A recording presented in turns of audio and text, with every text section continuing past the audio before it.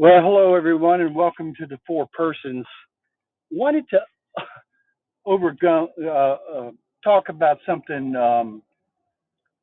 really interesting today. I've been on a reading binge lately, reading a lot of books, and the one that I'm reading now is it's fascinating, and it's fascinating because I want to talk about the difference between fact-based history and agenda based history. Now, history is something that we're always supposed to learn about, read about. And a wise man once said that those who do not learn from history are condemned to repeat it. I think there's a lot of truth to that. Okay. And certainly history is colored by certain events that overshadow other events. And sometimes when multiple events happen simultaneously, the greater event, the more significant event will get more coverage, and rightly so. I'll give you one example. Okay, Aldous Huxley, the author of Brave New World, and C.S. Lewis, the author of uh, the Chronicles of Narnia, were two very significant writers, two very significant people. So their deaths would ordinarily have been considered to be historical um, events of note, noteworthy news events.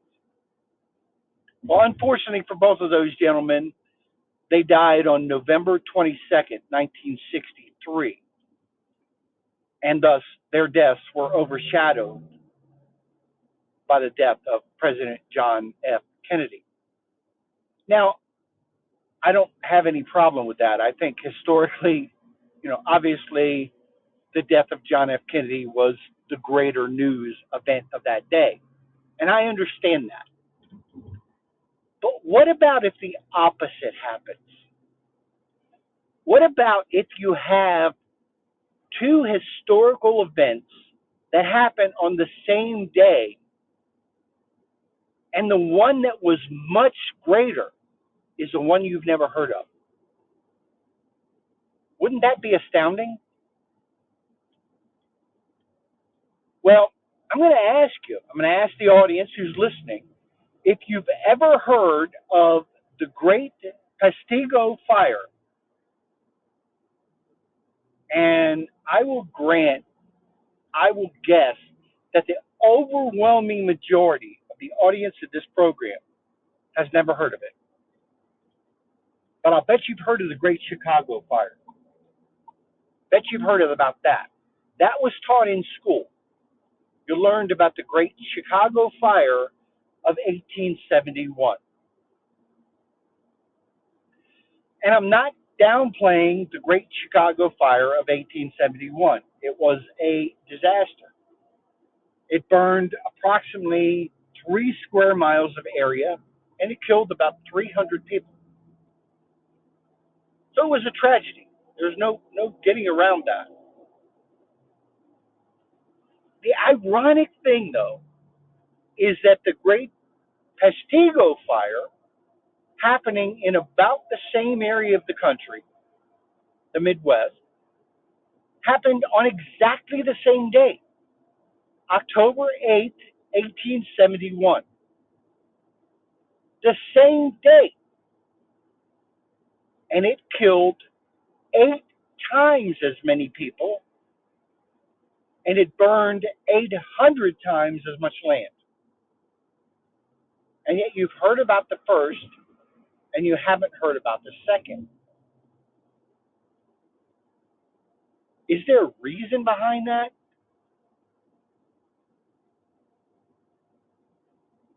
Your first reaction is, well, I guess it was just an oversight. I guess they considered one to be significant, the other not to be significant. Well, the Great Peshtigo Fire of 1871 was the worst fire in American history. How is the worst fire in American history not an event of significance? Could that have just been an oversight? The more you go back and revisit it historically, the more astounding it gets.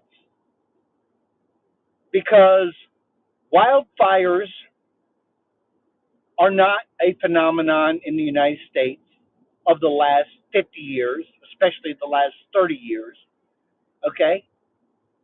They are not unprecedented to the time that we live in now. They were actually common during the 1800s. And the Great Peshtigo Fire was by far the worst. It was by far the worst. It burned 2,400 square miles of land, killed almost 2,500 people. So why have you never heard of it? In the aftermath of the Great Peshtigo Fire, basically the United States said, enough is enough. We have to respond to this. We have to implement policy to make sure that this never happens again. And what did they do?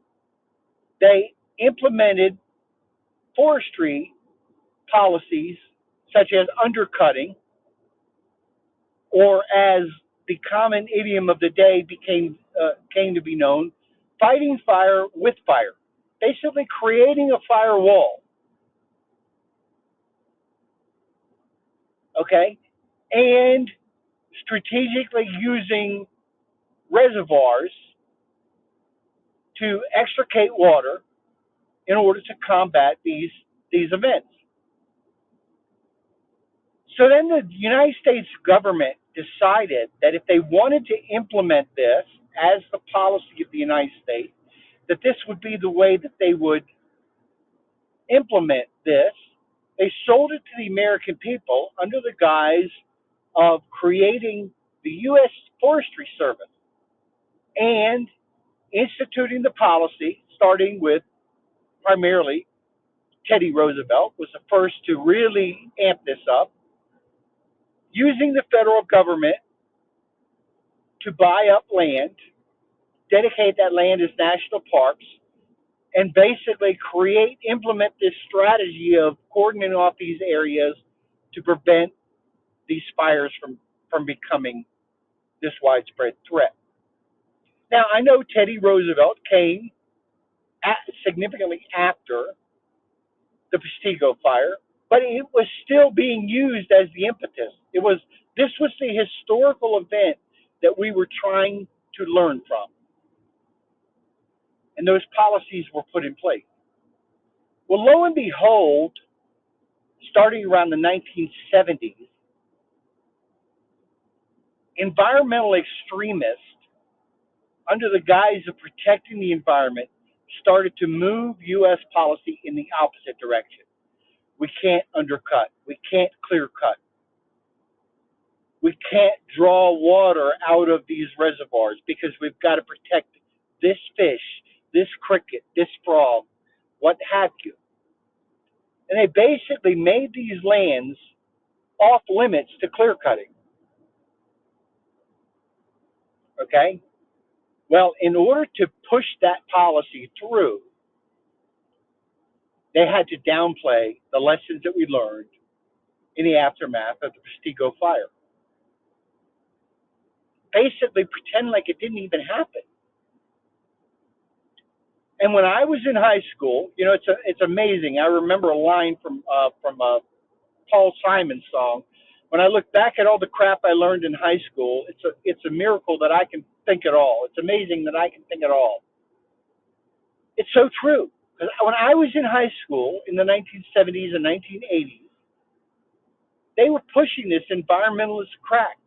Save the whooping crane, save this animal, save that animal, and you never heard about disasters like the Peshtigo fire. They were pushing an agenda, and more that agenda has been pushed in places like California. What has been the result?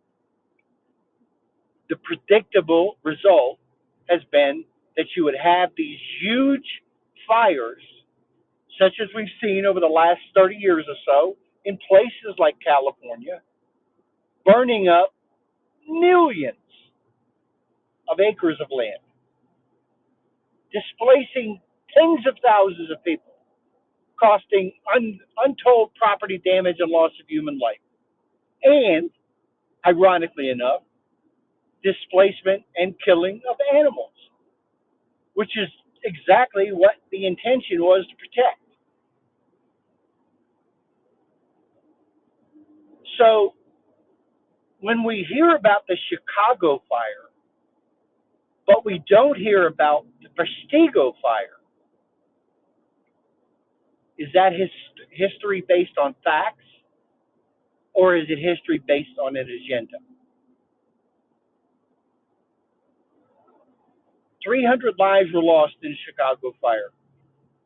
It was basically believed to have been caused by a lantern fire in a barn that spread and went haywire. And ironically enough, it was the same dry conditions that allowed that fire to spread so quickly as did allow the Prestigo fire to spread so quickly. It's astounding when you look at history through this lens, and you look at history through the lens of our government failing to put in the policies that are necessary to protect us and to even downplay those policies in order to protect themselves from blame. And I'm going to give the clearest possible example that I could give of this propaganda campaign. Because during the 1970s, I remember as a young man seeing the ads on TV of Smokey Bear. And Smokey Bear on these commercials would openly say, quote, only you can prevent forest fires, close quote. Let me repeat that. Only you can prevent forest fires. Think about the message. I never thought about the message before. The message is insidious. Only you can prevent forest fires. In other words, if there's a forest fire, it's your fault because you didn't put your cigarette out. If there's a forest fire, it's your fault because you didn't put your campfire out. Now, I will argue that you share some of the blame. I think that's fair enough to argue, especially when conditions are dry and windy and conducive to forest fires. I would argue that you deserve some of the blame, some of the time, but sometimes forest fires are caused by a lightning strike or some kind of accident. Okay? But the fact that the small forest fire can't be contained and becomes this huge, towering inferno that gobbles up millions of acres of land. Well, that's not my fault. That's not my fault. And I would argue to our government, you can prevent forest fires by having sensible policy in place that prevents forest fires. Instead, they send a different message. Only you can prevent forest fires. Saying to us, only you can prevent forest fires. So, if there is a forest fire, it's your fault. Now, of course, the other reason why people have downplayed the Great Prestigo fire is because of the miraculous stories of some of the survivors in and around the area of Champion, Wisconsin, which is about an hour away from where the fire broke out. I'll let you look those up on your own. I'm not going to deal with that in this particular podcast. But it's interesting, even in that respect, let the facts out there. Let the stories be out there. This person claims that this. It is claimed that these facts show this, and let the people decide. But instead, you downplay the worst fire in American history as if it never happened.